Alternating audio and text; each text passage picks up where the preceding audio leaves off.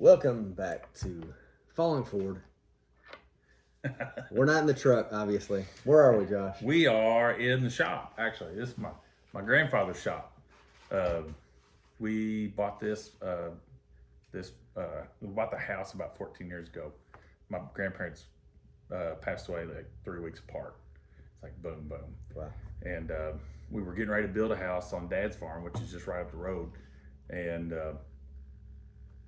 this house was empty. And I was like, and I told my grandma when I was 12, I was like, I'm gonna live in this house someday. And she's like, okay, well, just like, don't put me in the grave yet. But it was, the way it all kind of worked out, it was kind of serendipity. And and then we bought the farm in 2019, and been here since. It's been my shop. It's still Granddad's shop, but Yeah. I finally, after 12 years, like, moved all the stuff out. It took a long time. Like, I wasn't ready for a long time. What kind of shop did he run here? So there's actually a series of shops. Was his main shop. So it had the workbench, all the sockets on the wall, welder and torch was over here. All his tractor parts. There was like a big bin over here with all the tractor parts on it. And he parked one of his trucks there. And then there's sheds over there that have farm alls in it. And then there's a wood shop next door. He kept adding shops. And there was a metal shop on the end that had lathe and the drill press and all that stuff. So basically anything that went bad on the farm, he could fix it right here on site. He was not an engineer by trade, but he worked for a chemical company, and essentially he worked as an engineer. Okay. But yeah, he was brilliant. He was my dude. Yeah. Man, the connection with grandpas is something can't be repeated, man. It's something that unfortunately they're not around as long as we like them to be. And I my grandpa and I were close. He was 97 when he died, but still, I mean, he was, by the time that I got old enough to really enjoy and understand what he was teaching me, there was a very brief amount of time. See, I feel like I was lucky. So I lived a mile away. Every summer he would come up to the house, go, "You," and like come in the house, be like, basically, "Get your ass up. We're gonna go to work." And so I spent, every day that I could, I was here. And, you were just talking to Stella, when we had the opportunity to move back home, we didn't live here, and they were still around, but I restored a Bronco, a 71 Bronco, and we did it here. So that was my opportunity to be like, Stella, I got to go.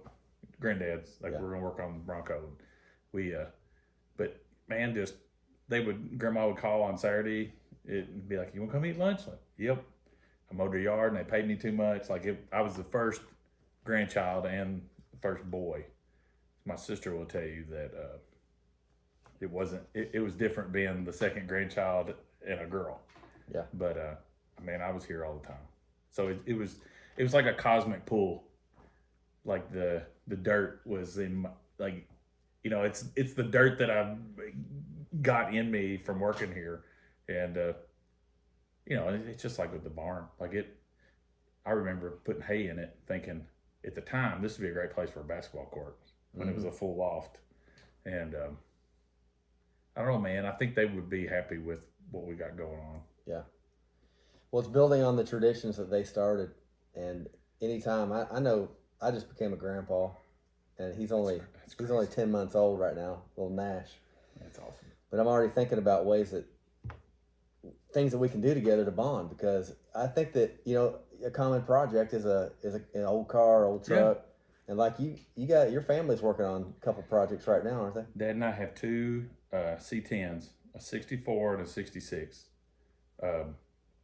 We bought two to make one, and then you get into it, and you're like, well, this one already has a drivetrain. We can make it run. If we're gonna do a complete frame off, let's put all the good ones on this one that already has the engine and stuff, and then we can do a frame off on the other one. So we got pretty deep into it. The summer has slowed it down, but we're talking replaced everything. The 66 is gonna be a brand new truck. That's cool. Which is, it's like Dad's retired, doesn't have a lot going on. Anybody that knows me saw that where he went out west with me. It was like, man, you got to do that stuff. You lost your dad, so it's like I that's not lost on me that he's getting older, and we got to do that stuff, man. Well, those memories, man. I've been following a little bit, Pappy. Oh yeah. And I didn't introduce this guy properly. Oh, hey guys. This is Josh Mitcham. Mm-hmm. Most everybody that watched the show is going to know immediately who he is. But on TikTok, you recently chronicled your trip with your dad out west. You want to talk a little bit about that? So I booked a festival a long time ago out in Idaho, and musicians, we know we don't get paid a lot for a lot of shows, but this show was a pretty good payday, and I was just going to book a few shows on the way out and on the way back, and I was just going to camp in the back of my truck. Like I bought one of those tents, and I was going to just try to get home as much money as I could. But it was like a 2-day trip to get there. And I just, in passing, he has a camper, and I was like, well, I just hook the camper up and you go with me. And he's like, I don't need to go anywhere. And I guess Mom had said, you should go after I left. And so he called me. Stella and I were sitting in the gazebo doing our, the cat's messing with our, we were sitting in the gazebo doing our happy hour after work. And he called me. He said, do you really want me to go? I was like, yeah, hell yeah, let's do it. He said, all right. So we're camping, and we can take my truck. It'll be great. It's like, all right. Then he called me back the next day, and he said, how about we don't camp, and I pay for the hotel rooms? I was like, even better. So, but no, we just took off, and we were gone for a week, and he got to see kind of what it was like. It wasn't we didn't have an itinerary, and we didn't have, if you were going on vacation, you would already have your rooms booked and you'd have all that stuff. And I was like, we're going to drive until we get tired, and then we're going to pull off at an exit, and we'll find us a Holiday Inn Express or Hampton Inn or something, and or a Motel 6, which we did stay in one of those.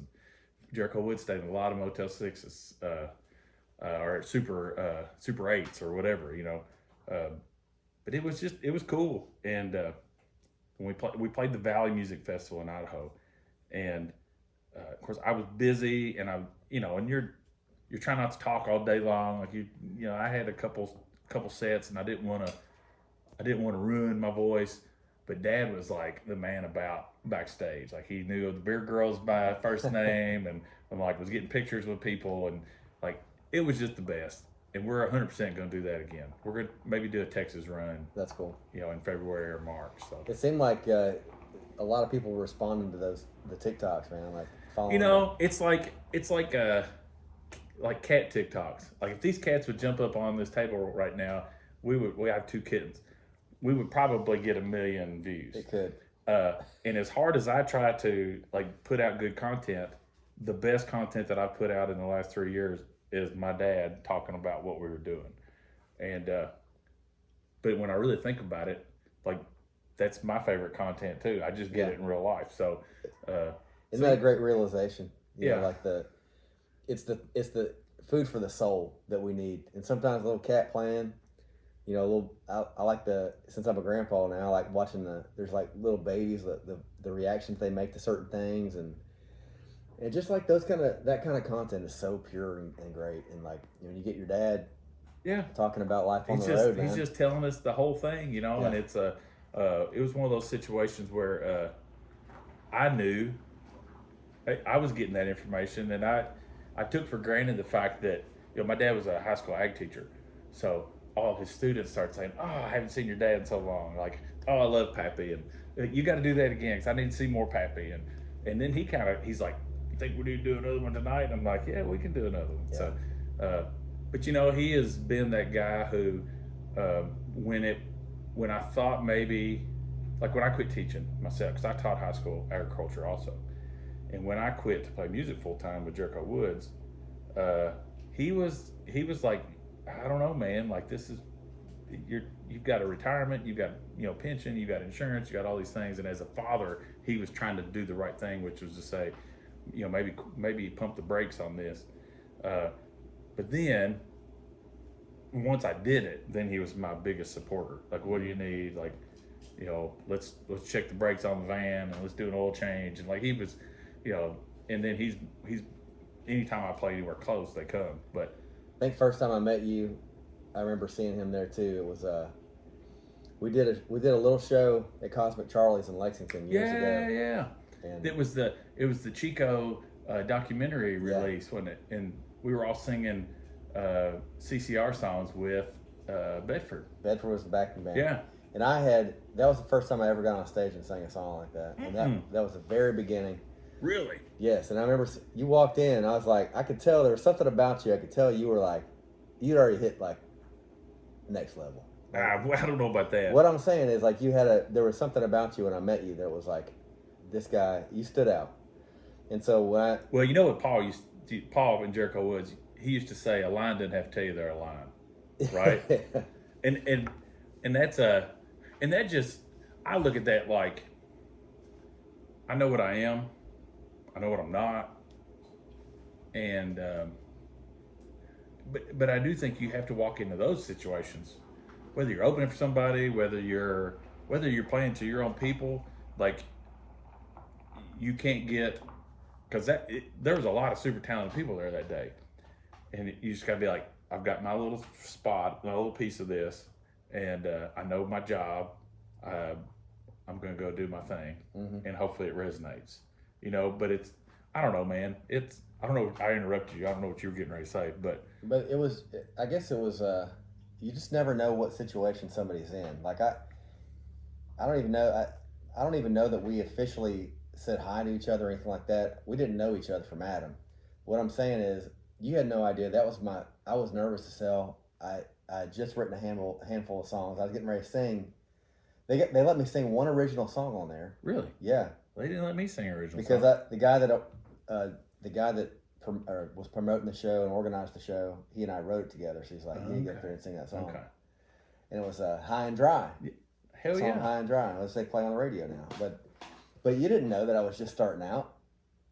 But the thing is, and I didn't know anything about Jericho Woods. I didn't know anything about you. But getting to know you as a friend now, and seeing we're all what we have in common and the scene and music. I tell people a lot of times, you and I, because we messaged back and forth a lot there a few years ago. I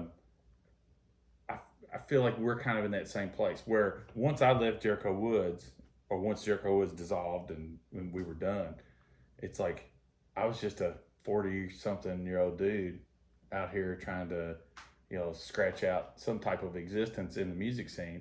Where before we had, all the followers and all the stuff, and I don't know, what has turned out to be the most important thing for me is the relationships. That's why the barn has been so cool, because it's given me an opportunity to either give back to people who have helped me, or just take people who I'm a fan of and say, here's an opportunity for you to get paid.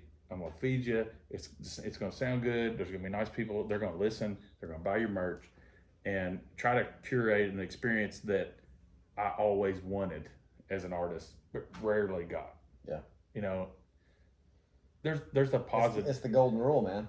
Well, I feel like it's, look, I want to do this forever. I have no delusions of playing stadiums, and even when I was in a band, and I've been in multiple bands, Floored was probably my opportunity to do music full time at a very high level. We were touring with Little Big Town. We had a manager who had some clout and was getting ready to put us out on 250-day tour, doing fairs and festivals and all that kind of stuff. Mm-hmm. And I just had my second child. Josie had just been born. That's right before we moved back home. Actually, it's right after we moved back home. And I don't know, it just, even after going to Idaho and being gone for that week, when we got home, I was like, Dad, if I did this for a living, like if I was a full-time musician, we wouldn't get to come home and go to bed at night. You'd move it on to the next thing. Mm-hmm. And what I love is recording music. I like performing music to people who are interested in listening to it. And when you do it full time, man, you're playing every shithole bar, and and that's not to say I wouldn't love to do it full time. I think I would, but I'm in a situation now where I really like my job. I like the opportunities it gives me. I work with kids. That fills my cup up. I run a summer camp, so all summer long I'm my best person probably during the June and July. Like I'm the best version of me. But then that job gives me a lot of flexibility in the off season to kind of go out and do some of this other stuff that I love. So it kind of gives me the opportunity to curate experiences for myself too, where I'm not just playing shows because I got to play shows. I'm trying to book stuff that is going to be cool, and hopefully I get paid. But if I don't, it's okay too. And when you think about it, how many artists are out there that we look at them? They're on the road all the time. They look like they're having some success, but we don't know how they're feeling. Look, so I know them Dirty Roses guys from way back, and I bumped into them in Idaho. I was like, "Man, how's it going?" He's like, "I'm beat." I'm like, "Well, are you getting ready to wrap up tour?" He goes, "Hell no! Like we're playing 20 dates in October and 20 dates in November, and it's going into next year." He's like, "There's no end in sight." Yeah. And I'm like, "Well, that's what you want, though." He's like, "Well, yeah, but like I'm not getting to enjoy it because we're playing all the time." Yeah. And he has enjoyed it. I maybe caught him in a weak moment, but at the same time, I feel like he's probably like. I think it's a very real thing, and it's something that probably needs to be addressed too with different touring artists. Is like taking that time to recharge your batteries and to find time for yourself. And it's easy for me to say this because I'm not touring all the time. If I had an agent that put me on a tour and it was great shows and it was awesome and fun, yeah, that would be great, right? So I want to clarify. It's easy for me to say all these things because I'm not playing music full time and touring full time, but I also feel like at this point in my life, like this is what it needs to be. Maybe when my kids are all out of school and they're all off doing their thing, then and Stella doesn't care, then maybe I'm gone more. But for me, this is what it needs to be right now. Yep, and you've got a new record you're working on right now. Let's talk about that because once that record's out, you may hit the road a little bit. We're at that. I told him, I tried to talk him out of giving me a record deal, which is funny because so I got approached by a guy named Brett Robinson. He's from Alabama Sound Company. He played steel for Whitey Morgan. Like he's a great musician, and he just kind of cold messaged me and said, "I'd like to make some music." And I'm like, "Well, I just made a record." I felt like Willis Allen Ramsey when they were like, "You need to make another record." So I already made one. But anyway, I was like, "Man, you don't want me. Like I'm not going to go out and road dog 300 days a year. I'll promote it and I'll do all the stuff, but like you're not going to make any money off me. I'm trying to be the good guy here and tell you that I'm not worth your investment because I'm just this guy." And he's like, I think I'm more worried about making good music. Let me worry about making my money back and all that. And he's like, I'm not worried about that. So anyway, I've made several trips to Montgomery. It's 6 hours no matter how fast I drive. But Brett's got a really cool space. It's a 100-year-old all black elementary school right outside of Montgomery. Yeah, I tease him. I said it's probably be condemned, but it has all the mojo. It looks like when I see pictures, it looks like straight out of the '60s. Man, and it's like he's got all sorts of old gear, like 1930s RCA ribbon mics and just cool stuff. And he's got his own thing, which has been hard for me. And he tells me I need to shut up complaining about the process. But I'm used to cutting my own stuff here and it being done. Like I can sit out here all night long and layer track after track and mix, and it may not be great, but it's basically done. Mm-hmm. And that I like to work quick like that. But we're really taking time with songs, and he's taking time with arrangements and helping me change things and make the songs. And and he's really kind of done me some favors where songs that have just kind of been sitting on the shelf because I couldn't quite like do the thing with them. He's like, it's the chorus. You need a new chorus. And once somebody told me that, I could go write a chorus. Yeah. And then the songs changed forever. So it's been a good experience, and it's nice to be able to kind of, it's like when people talk about giving it to God when you got problems that you can't, that's out of your control. I did my vocals, I did my guitar parts, and I'm kind of handing them over to him to say, produce it. And yeah. So I'm excited. So I haven't even heard a lot of the stuff that he's done, not yet. So he and I talked on the phone a couple times, and he's very into how it sounds sonically, and the environment has a lot to do with that. And so like bringing some of the older equipment in, having the room kind of set up like the greats of all time recorded. Well, and then it's like, it's going to sound like how it sounds. Like, I'll be like, how about some bigger guitars here? He goes, then I'm just covering up what you've done. Like, so it's going to be sparse, and I'm excited about it, but it makes me nervous. Yeah. Because that means like my voice is going to be way out front, and that you're a singer. You got a great voice though. It doesn't matter. Like, it's mine, and I don't like it all the time. Or I know, and I'm contradicting myself, but I don't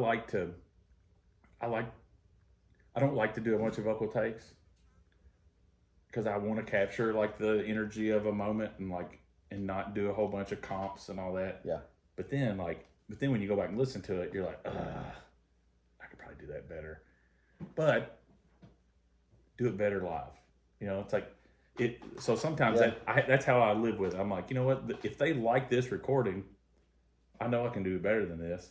So maybe the live show will actually be better than my performance on the record. So. And that can always be a great complaint that somebody has. It's like, yeah, they sound great live, but maybe the recording, go see the guy live. Yeah. But I've got some stuff that I put out early on that I cringe when I hear it. Mm-hmm.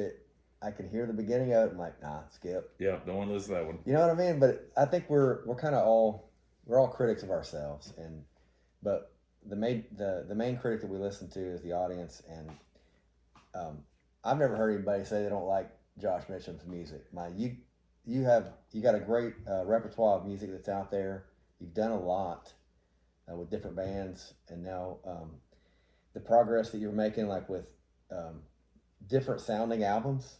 Every album that comes out is like it's a different project, and I love that. Well, some people say if every record sounds completely different, then you haven't figured it out. But for me, it's like you write 100 songs, 25 of them are kind of go in this box, and then maybe 10 of them go in this box. Yeah. So I had this whole thing of songs, and this is me thinking my music career's over. I'm just writing songs that I like, and so I did a rock record, and it's because like my favorite band's the Foo Fighters, and you know what? If you don't like them, then I don't know if we can be friends. Yeah. But I can't. That's not who I am. But I like that kind of music, and I'd written songs that kind of fit into that genre, right? So I put some people together that could make it sound like that, and we did the thing. Rami Jaffe from Foo Fighters played keys on it. It's like that didn't suck. It was for me. It's only one I have vinyl of, and I'll make sure you take one home with you. But that was for me. Yeah. But now it's out there for everybody to listen to. It's called Color Shift because it was a shift in what I normally do, and I probably hadn't had as much fun doing anything else as I did that one. On the cover, you had your different emotions. Yeah. Was there any correlation between that picture and the songs on the album, or just something? No, it was the photo shoot where I did. They were like, just make a bunch of different faces, and like imagine you're singing some of these songs. So maybe sort of without thinking about it. And my best friend Josh was kind of the push behind that one. He helped out with some of the direction and helped with some of the production, and he wanted me to make that kind of record too. So I don't know, man. I think all I want at the end is really to have this big pile of work. Yeah. And I'm not comparing myself to Bob Dylan. I'm not. But, he had some records that were number ones, and then he had some that were 78 on the charts. He had some that were 30.